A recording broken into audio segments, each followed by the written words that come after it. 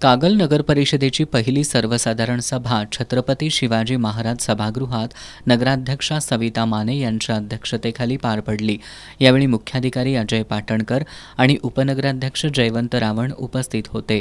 सभेत एकूण 14 विषयांवर चर्चा होऊन सर्व विषयांना मंजुरी देण्यात आली। यावेळी कागल शहरातील अतिक्रमणं आणि अनधिकृत डिजिटल फलकांमुळे होत असलेल्या विद्रुपीकरणाला आळा घालण्यासाठी कागल नगरपरिषदेनं कठोर पावलं उचलण्याचा निर्णय घेतलाय। डिजिटल फलकांसाठी स्वतंत्र धोरण तयार होईपर्यंत शहरात कोणतेही नवीन डिजिटल फलक लावण्यासाठी पूर्णतः बंदी घालण्याचा निर्णय सर्वसाधारण सभेत घेण्यात आलाय। शहरातील जाहिरात फलकांबाबत नव्यानं धोरण निश्चित करण्यासाठी विशेष समिती स्थापन करण्यात येणार आहे। बॅनरमुक्त कागल संकल्पना राबवून प्रमुख ठिकाणी मोठे डिजिटल स्क्रीन उभारून जाहिराती प्रसारित करण्याचा प्रस्ताव मांडण्यात आला। तसंच ठाकरे चौक ते स्टँड आणि स्टँड ते निपाणी वेस या मार्गावरील कमर्शियल फलकांवर तात्काळ बंदी घालण्याचा निर्णय घेण्यात आला। आता ज्यांनी फलक लावलेत त्यांना 3 दिवसांचा अल्टिमेटम देण्यात आलाय।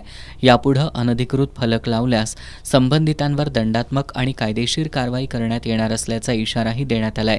या सभेत प्रवीण काळबर, दीपक मगर, सतीश घाडगे, अरुण गुरव, बाळासाहेब माळी, नवल बोते, अर्जुन नाईक, आनंद पसारे, अमित पिष्टे, साधना पाटील, सुशांत कालेकर, सारिका बारड आणि स्वरूपा जकाते आदी सदस्यांनी चर्चेत सहभाग नोंदवला।